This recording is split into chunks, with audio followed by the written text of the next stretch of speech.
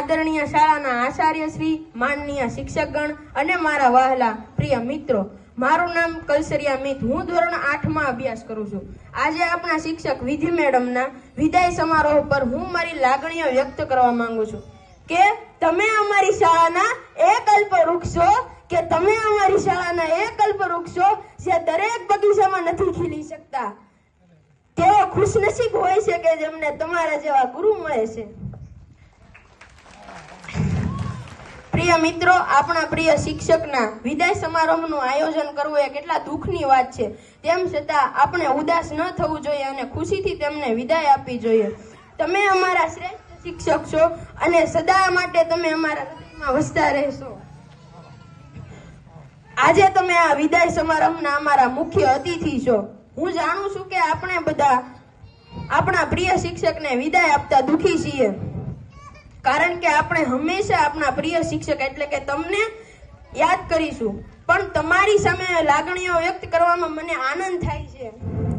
એક તરફ અમે દુઃખી છીએ અને એક તરફ અમને ખુશી છે કે તમારી વિદાય તમારા વતનની પાસે થાય છે, તે બદલ અમને ખુશી છે. જ્યારે હું 1 થી 5 ધોરણ પૂર્ણ કરીને 6થા ધોરણમાં આવ્યો ત્યારે હું હતાશનો અને મૂંઝવણમાં મુકાયેલો હતો કે શું મને આવા ગણિતના અઘરા દાખલાઓ આવડશે, વિજ્ઞાનના આવા અઘરા ચેપ્ટરો સમજાશે. ત્યારે તમે મને યોગ્ય માર્ગદર્શન આપ્યું અને મારી મૂંઝવણ દૂર કરી.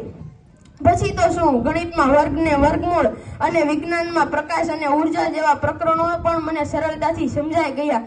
તેમનો શ્રેય મારા પ્રિય શિક્ષક વિધિ મેડમને જાય છે. હવે હું મારી વાણીને આગળ ન વધારતા થોડી પંક્તિઓ દ્વારા પૂર્ણ કરવા માંગુ છું કે गणित के सवालों ने आपने सुलझाया, गणित के सवालों ने आपने सुलझाया, वो भूगोल में अटके तो रास्ता दिखाया, वो भूगोल में अटके तो रास्ता दिखाया, विज्ञान का ज्ञान आपने समझाया, शिक्षक होने का हर फर्ज आपने निभाया. गुरु की कोई उम्र नहीं होती, गुरु की कोई उम्र नहीं होती. अगर आप अपने से छोटे उम्र से कोई व्यक्ति से कुछ सीखते हैं तो वह आपका गुरु है. जिंदगी गिरवी रखकर भी ना छुका पाएंगे हम उसका गर्जा. माँ ही नहीं भगवान के बराबर, गुरु का भी है उतना ही समान दर्जा. भगवान को भी भगवान बनने के लिए गुरु का ही ज्ञान काम आया था. माँ ने तो उंगली थाम कर कहा था चलो, पर चलना कहाँ है.